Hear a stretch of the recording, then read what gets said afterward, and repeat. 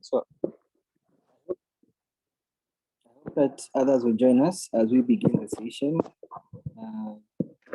But before we actually start, I think I'd love us to have a quick recap of what we had in the previous meeting about climate change. What is climate change?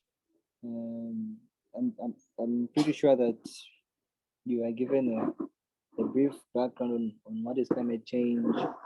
So just to quickly run you through it. Does anyone want to share their views on what is climate change, just to remind us of what we're talking about?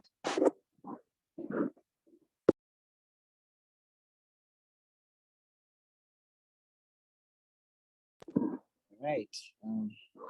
Okay, just to quickly rush through, when you talk about climate change, we can't start talking about climate change before we talk about climate. So you may ask yourself, what is climate? Climate, I think we've all learned this in school at some point, which talks about the weather, the average weather in a given area over a long period of time. So climate change is a change of this average weather in a given area over a long period of time. So climate change is basically a pattern of weather related changes in oceans, land surfaces, ice sheets occurring over time scales of decades or longer. So it actually means that our general climate is changing. And I believe that we went through all this in the previous lecture,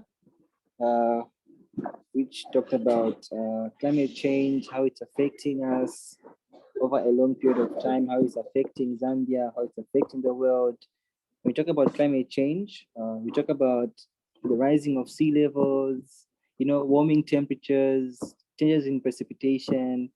A very good example is Zambia. Zambia is experiencing the effects of climate change. We are already in December. We're supposed to be having rainfall, but it's like October and December have made an arrangement. So it's really hot now. These are also effects.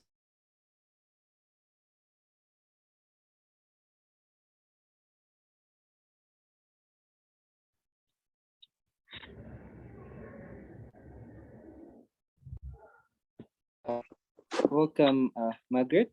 Thank you for joining us. We were just having a quick recap on the previous lesson we had.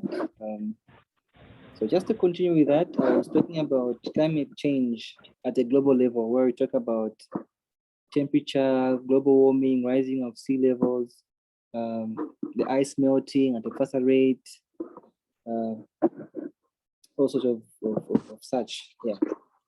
So now today we're going to be talking about, of course, we understand that there's climate change, understand that there's these changes in climate, but how do we adapt? How do we live with these changes? How do we manage them? So this will be our main focus for today's session. It is an interactive session, so I request that everyone should at least participate. Feel free to share your idea. This is a safe space where we have to learn, where we can learn from each other, rather. So I would like to start with, we'll talk about climate change in Africa, and particularly in Zambia, because we are Zambians, we need to understand what is happening, how it's affecting us as in Zambia. So when you talk about climate change in Africa, Africa already is underdeveloped in some areas, and of course, when you talk about poverty levels are high, so climate change hits Africa hard, especially in rural areas. And when you talk about global warming, when you read the statistics, it talks about is expected to melt Africa's remaining glaciers in the next few decades, and also the reduction in water, because you see, water is essential for agriculture in Africa, because this is where we find food, so food insecurity, and also this is where we basically produce our own food, and even for income generation. So now, when you look at climate change in Africa, assuming that in the next maybe few months, we don't have rainfall, of course, that's already a problem for the next coming year, because we're going to have less food in the country. Then there's going to be more of poverty in areas. So already climate change is affecting us indirectly and directly. And when you talk about Africa again, talking about agriculture is critical to Africa's economic growth, because climate change could destabilize local markets, increase food insecurity, limit economic growth, and increase risk of agriculture sectors investors. African agriculture is particularly vulnerable to the impact of climate change because it is heavily dependent on rainfall, and climate change has seriously affected rainfall throughout the continent. Now, coming back to our country, Zambia, before we quickly rush to our country, Zambia, I've shared a photo with you on the screen. As you can see on the other side, there's water with a healthy leaf. And on the other side, it's a dry land with an almost burnt leaf. So this also just simply shows us that we are in a crisis where our world is slowly turning into a place where we can't even have enough rainfall to sustain our lives in Africa.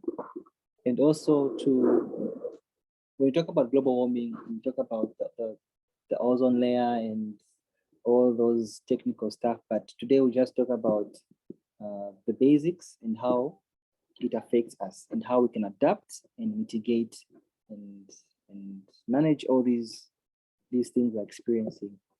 But before I proceed, does anyone want to share how they feel climate change has affected Zambia, apart from rainfall, or any other views that would like to share?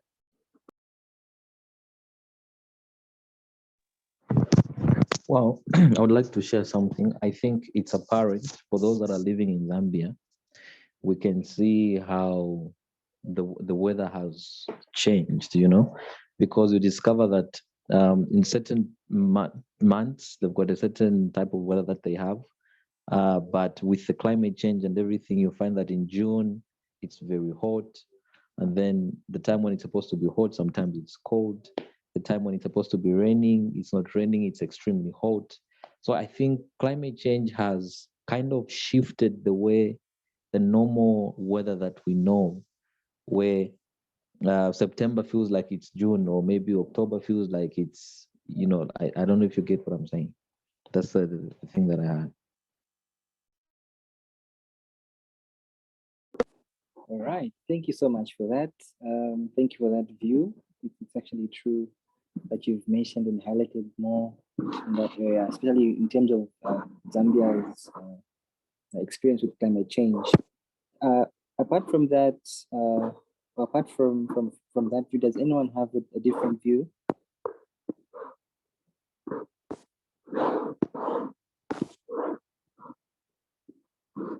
Okay, I think I can see something in the chart.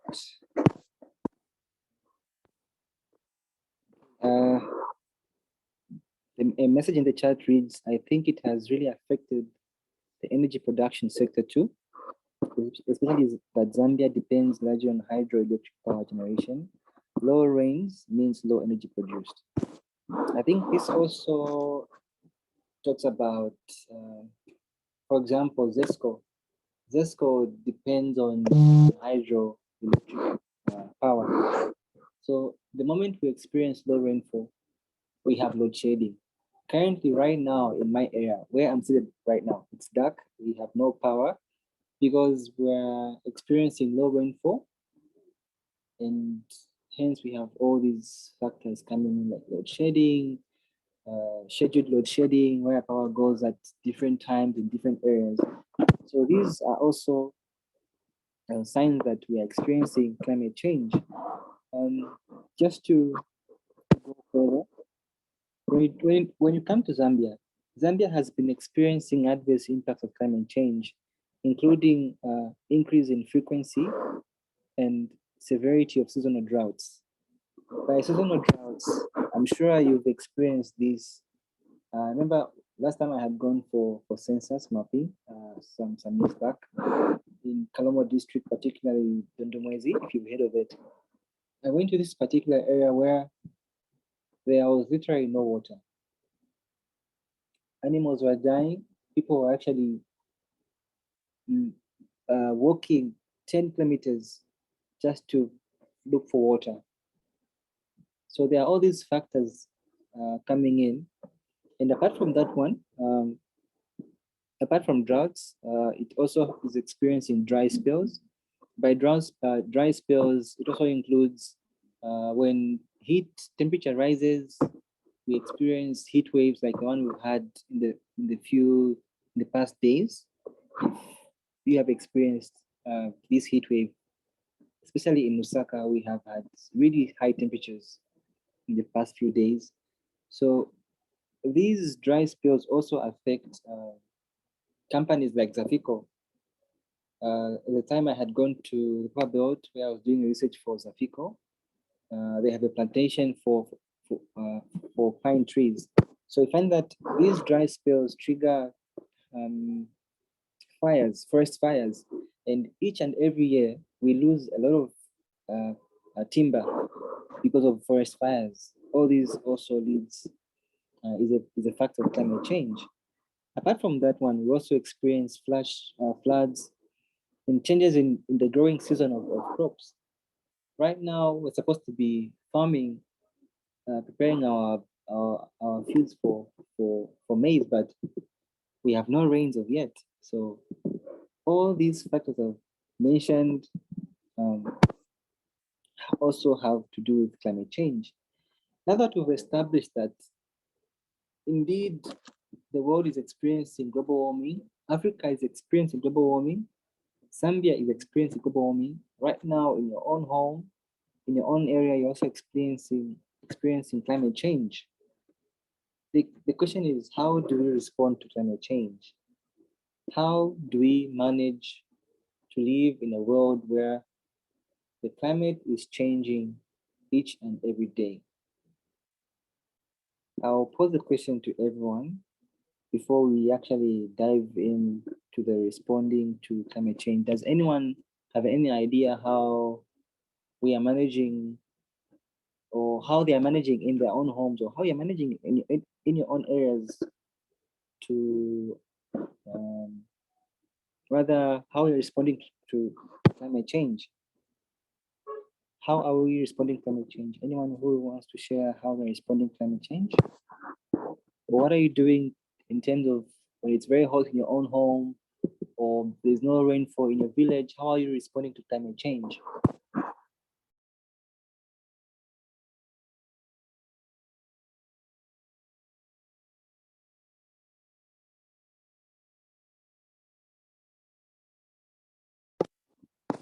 Anyone before we proceed? You can also use the chat box rather. So I think in the chat box, we have a message that says from Margaret, even the water is becoming scarce because of drought in most parts of Zambia. Reduce the use of energy as well as reducing the use of water. So Margaret suggests that we can reduce energy, I mean the use of water, or rather minimize, or how can I put this? Yeah, I think I'm looking for the word, but it's just gone out of my mind.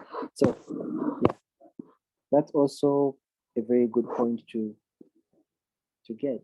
So when it comes to responding to climate change, there are two ways we can respond. Oh, using things sustainably. Oh yeah, thank you for that, Margaret. So responding to climate change, there are two ways we can respond. Either we reduce emissions and stabilizing the levels of heat in an area, or trapping greenhouse gases in the atmosphere, or adapting to the climate change already. So this means that the first point says reducing. So we need to find ways to reduce how we use these resources, how we manage resources like water, how we manage resources like energy that can lead to global warming, such as burning of fossil fuels or pollution and other stuff, plastics. Then the other way is also adapting to climate change. Let's say, for example, um, we have no rainfall. People are buying drip irrigation kits, really adapting to that already existing climate change by maybe buying irrigation kits to maybe irrigate their plants or anything like that. So when it comes to mitigation, mitigating climate change is about reducing the release of greenhouse gases emissions that are warming our planet. Mitigation includes retrofitting buildings to make them more energy efficient. Maybe building houses that reduce maybe energy consumption, adapting renewable energy sources like solar, wind, um, small hydro, or maybe helping cities develop more ways to transport, um, or maybe rather introducing electric vehicles like other countries have done that, using biofuels, and promoting more ways to use land and forests. So I'll give an example. I have a colleague who designed uh, a stainless steel stove that uses electricity, biofuel, and some other third thing I have forgotten, but yeah, it's really innovative. So we have these projects which are coming up, people who are trying to innovate in these areas to do with mitigating climate change. We have biogas. Instead of you using charcoal, people are now going for the biogas because it emits less gases that can lead to global warming. Then when it comes to adaptation, adapting is a simple way I can say that you adapt to an environment. You just live with it, but you manage it well. So adapting is adapting to life in a changing climate. This involves adjusting to the actual or expected future climate. So when it comes to adaptation, the goal is to reduce our vulnerability to the harmful effects of climate change. Um, by reducing this, it means that um, in an event where there's intense extreme weather or food insecurity, we need to find ways to actually um, produce more at the same time living in that condition. So, for example, I would say I'm working on a project that I call the Nature Grow. Of course, people are buying irrigation kits to irrigate their plants. They are buying irrigation computers to help them irrigate their plants, but not everyone can afford that technology. So one of our projects we are doing is that we are trying to fit in technology directly in your smartphone. So we embed system on your phone, both those that have smartphones and those that don't have smartphones, that they can use this technology and control it at any place in the world. It can help them maintain the water levels and help them um, use it in a very good way, and also just help farmers grow food better.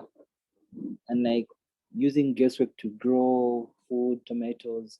So the goal is to actually produce more food so that we can meet the goal to feed more people as the population grows. Before we proceed, do we have any questions? I've been talking for quite some time now. I think it's better we have an interactive session. Do you have any questions? Yeah, perhaps one question that I have is what would you say is the difference between mitigation and adaptation? Just in a few words.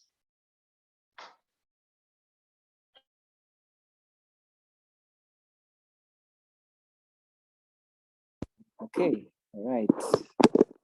In my own words, the difference between mitigation and adaptation is that mitigation is aimed at tackling the causes and minimizing the possible impacts of climate change.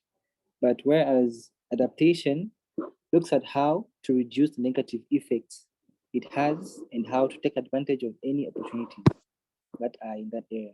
So when it comes to mitigation, mitigating is actually aimed at reducing the possible impacts of climate change. So when you talk about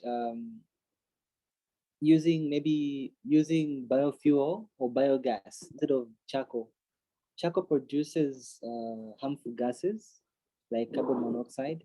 But when you look at biogas, it is less costly and it also has less gases that it produces. So we are minimizing the effect of the gases that is being produced. But when it comes to adaptation, sorry, let me just check something. So when it comes to adaptation, you are already existing in that environment, which is not okay. So you just need to find ways to reduce the negative effects and take advantage of that opportunity. So for example, we already have global warming and it's very hot. So what are we going to do? So this is now people come up with very innovative ways. Maybe someone comes up with a way of cooling systems, or talk about there's no rainfall and farmers have to farm. So people produce irrigation kits to help people manage the little that is available. So there are two different things, and at some point they come together and they work very well if you mitigate and adapt at the same time. I hope I answered your question. Yes, very clear. Any other questions?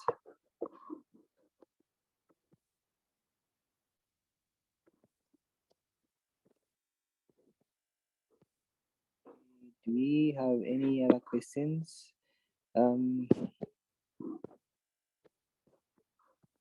So I'm going to share something with you shortly that will help you understand what I'm trying to put across. Can you see my screen?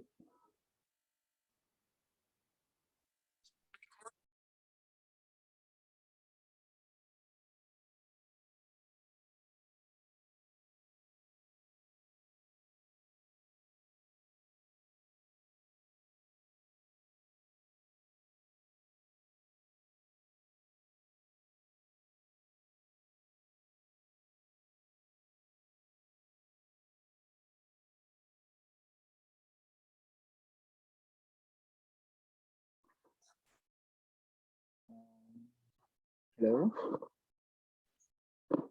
Yes, we can see it. My network had kicked me out. Okay. Oh yeah, we could see the screen. It was two sets intersecting. Okay. Maybe kindly add me as a host so I can share the screen.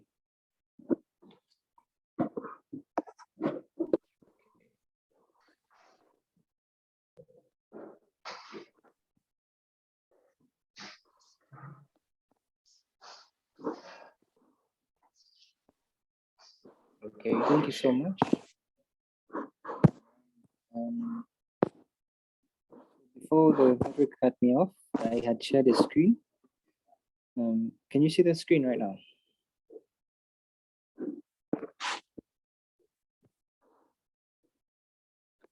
Is the screen visible? Yeah, it is. So I think this one can help us get to understand what I mean when I say mitigation and adaptation. So when it comes to mitigation, we talk about energy efficiency, renewable energy, combined heat and power, sustainability, finding ways to capture methane and use it, carbon sinks. Then we talk about adaptation, talk about forest protection, land use and relocation, infrastructure building and design. So you design buildings in a way that they can adapt to the climate change, like heat, buildings that can stand the heat. When we talk about flood mitigation, maybe finding ways to maybe how can I put this? Finding ways to avoid floods in terms of where to build your building, I mean to construct your building, or maybe using drone imagery to know how that land is, if it's fit for you to actually build or plant or grow your crops there. Then talk about food supply protection and business continuity plans and community engagement. But then I talked about these two overlapping together, where they work together in line with green infrastructure, solar and storage, water and energy conservation, building, weatherization, low input agriculture. By low input agriculture, we talk about ways where we can make sure that each and every farmer has access to the same technology at a lower price or at a very affordable price, so that we can all at the same time grow food, um, so that we can feed over 10 billion people by 2050, because the population is said to increase by 10 billion in 2050 than it did in 2012. So we have a huge number of people to feed, and already we can't feed the available number. What more with 10 billion? So these are the ways that we can also adapt and also mitigate. So now that we've talked about these factors, adaptation and mitigation, let's talk about Zambia. What is Zambia doing? So Zambia has adapted or has measures that include promotion of irrigation and efficient use of water resources and land, and also strengthening early warning systems and to prepare people in terms of floods. We now have a weather department that tells you that today it's going to rain, tomorrow it won't rain. You have a heat wave coming and all those innovations coming up. And also remote sensing, like mapping areas of drought and flood prone areas. So there's so much that is involved in that adapting that we can mention. So do you know any other ways Zambia is adapting to climate change that you'd like to share with us?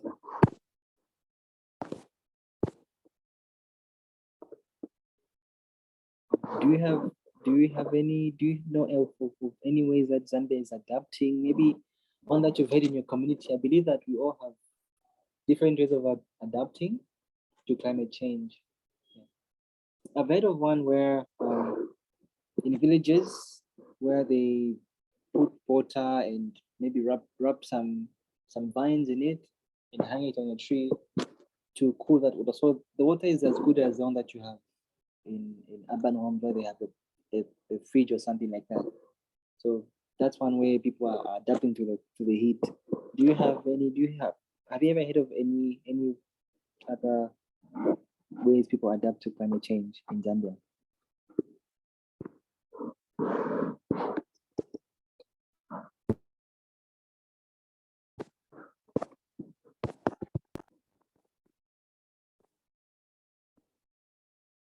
can use the chat box. You can unmute your mic.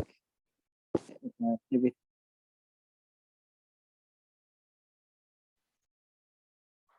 Okay, perhaps maybe not like very much on the local level, but on a national level. Zambia just recently opened a solar plant, a very large solar plant in Bangaul, which is going to be able to provide for several homes, provide them with clean electricity. So I guess that's also a step in the right direction to adapt or to mitigate.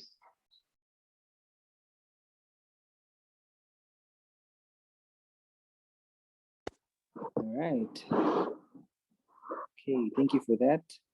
And also just to add on that, we now have a Ministry of Green Economy. That's also a plus on our side, and also have these mushrooming businesses that are targeted for mitigating or adapting to climate change. We've also got companies and NGOs like UNDP that have been sponsoring innovations in line with climate change. So there are all these things that people are doing to find ways to mitigate and adapt to climate change. So there are a lot of things involved and a lot of things that we can do as a country, as a continent, as a globe, as a global community at large. But the question comes in, what can you do as an individual to adapt to climate change? Like, what is your role in adapting to climate change? Or what is your role in helping people to adapt? Are you sensitizing people in the community about climate change? Are you talking to your friend? Are you talking to your family about climate change? Or maybe you are advising your family to turn off the lights, maybe use solar, or maybe use biogas, or using charcoal, or maybe using charcoal briquettes, because now people are buying charcoal briquettes that are made from agricultural waste. They have less emissions to the atmosphere. So there are people who are really doing amazing work out there. But the question is, what are you doing yourself? What have you done so far that you'd say that at least I have played a role in adapting to climate change or mitigating climate change?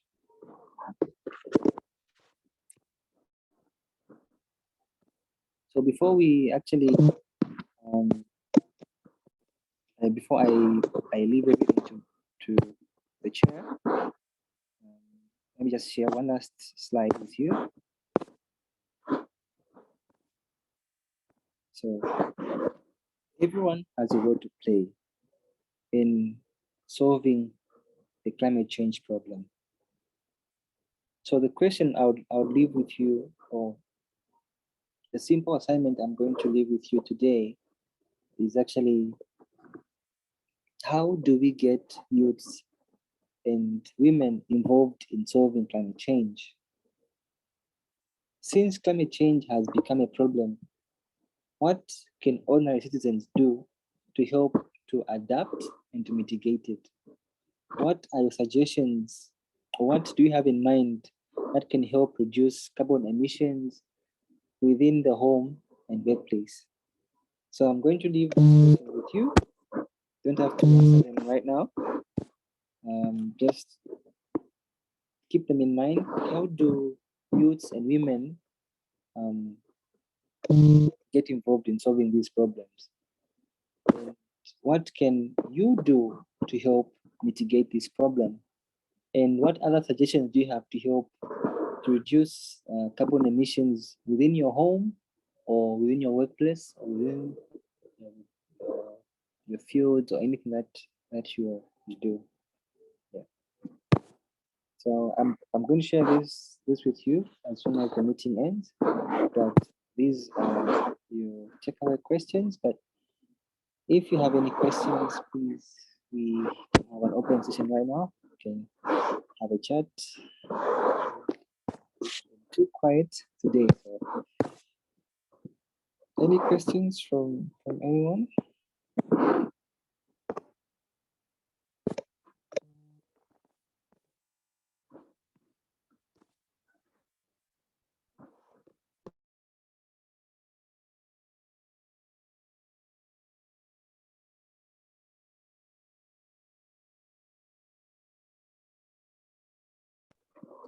Any questions?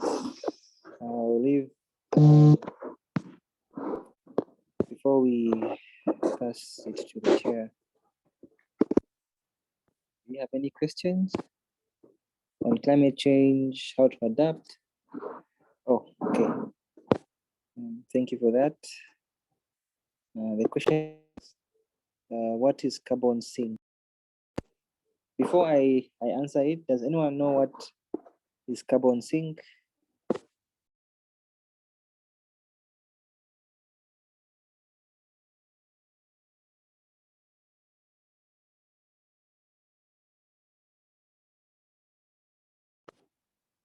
Okay. Yeah. Oh, okay. Okay, go ahead. Go ahead. Yeah, so I was just going to say maybe the simplest definition I can find of a carbon sink is anything that that gets more carbon from the atmosphere than it produces, right? So for example, if you take plants and trees, you do know that trees also produce carbon dioxide, but at the same time, they produce more oxygen because they are more active during the day due to photosynthesis. So they produce more oxygen in as much as they also have a respiratory system that produces carbon dioxide. So a carbon sink, just like the name suggests, you've got carbon, we know what carbon is, but we've got a sink. What does a sink do? The sink in your bathroom or the sink in your kitchen, it allows water to drain, right? And so in a similar way, you can think of a carbon sink as something that drains carbon dioxide and other kinds of gases, greenhouse gases from the atmosphere while adding more oxygen to the atmosphere. So that's perhaps one way you can think about it. Okay. All right. Thank you for that. Thank you for that. You're actually right. So I shared the screen. A very simple illustration. We all know that trees are one of the best plants that, I mean, the plant is a tree. They are carbon sinks that suck the carbon in the atmosphere and convert it to oxygen, right? So in an event where we have deforestation, for example, I can give the country China. China has been experiencing pollution, like really heavy pollution, to the point where people have been selling bottled air. The same way you buy your deodorant spray, but it comes with a place or a part where you have to actually spray that air in your nostrils or in your mouth to actually breathe clean air. So to the point where we are losing trees each and every day to charcoal or maybe forest fires. So it has great effect on carbon sinks to the point where the amount of carbon emitted by our industries or by our vehicles or us burning plastics is too much that our trees can't contain that, can't suck everything out of that atmosphere. So that's what is meant by a carbon sink, where just as my colleague has explained in simple terms. So I think that's the basic. I think I can go. Yeah. Any other questions? Any other questions?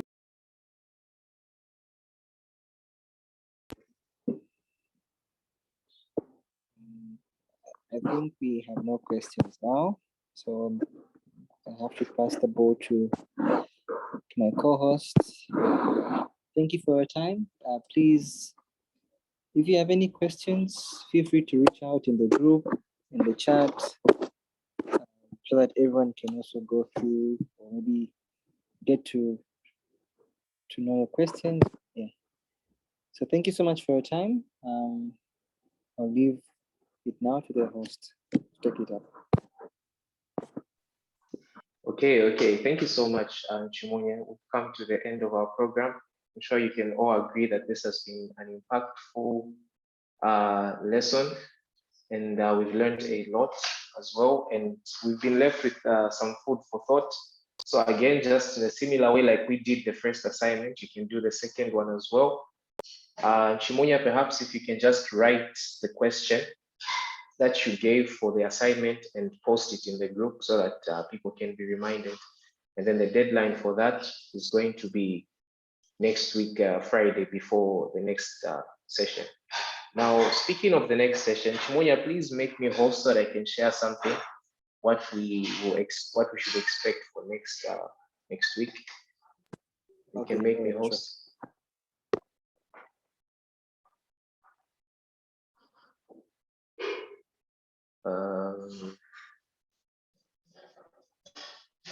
Okay, awesome. So next week, we plan to invite a speaker from what is called in Zambia. Let me just, this is an organization that is that works with reforestation. Remember, the whole purpose for this training is the Go Green project. It's the tree planting exercise at the end.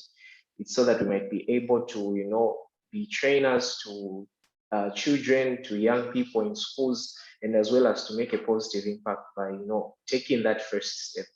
And so we partnered with an organization called, let me just share this so that you can see it. Okay. Give me a minute here, give me a minute here. All right. Forgive me, it's not a proper picture, but at least you can see. So this is the Center for Climate Resilience and Sustainable Development. And this is an organization in Zambia that talks about sustainable solutions for communities. So for example, Nchimunya talked about why, we should avoid cutting down trees and making charcoal, but then people in the villages, for example, they might not have any other option, they might not have any biogas around it. So what are the solutions for people like this? And so these are the kind of problems that this particular organization deals with. So we are going to be hearing from them next week, and I hope that you can join in again. Make sure you do the homework, and I hope that you've had a great time. So let's just hear maybe some feedback at this point. What are your thoughts on the lesson?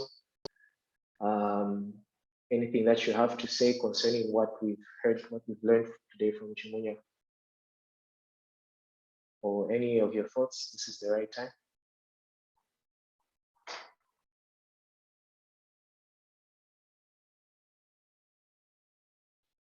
Hello.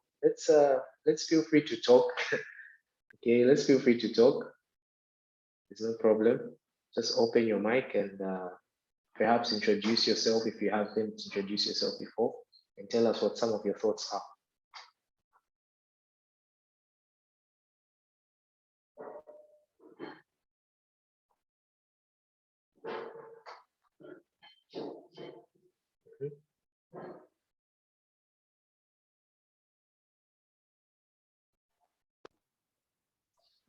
Maybe I can just say something before we close. Yes, Nchimunya. Yes. Climate change is it's a very, very wide topic.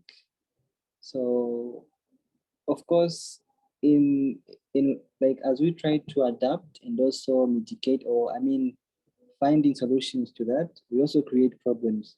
Just as you talked about, if we say stop cutting trees, so then you're killing someone's business. So how then do we help that person to have a sustainable living from that?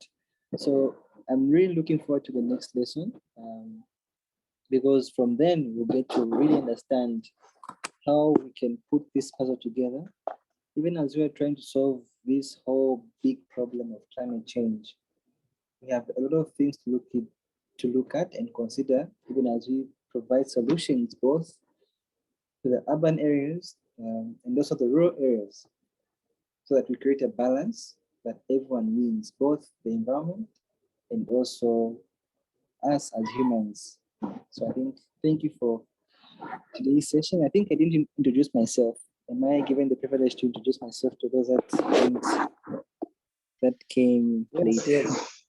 Yes, please do. Right. My name is Nchimunya Munyama. I am the Zambian delegate for Ubuntu United Nations, where we talk about these issues pertaining to climate change. And I'm also the CEO at Network Technologies, where we create solutions for farmers in line with technology, where we try to create systems that can be used by that are used by other countries, but cannot be, maybe they're expensive in Africa. So we try to create the same equipment, but at a very cheaper price using local materials. So basically that's what I do. So if you like to get in touch and also have more questions on today's lesson, feel free to reach out in the group. I'll definitely respond to you.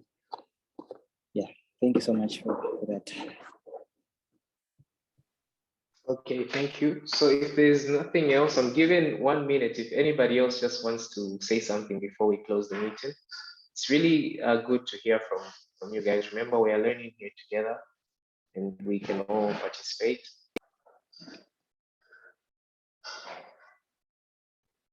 Anybody?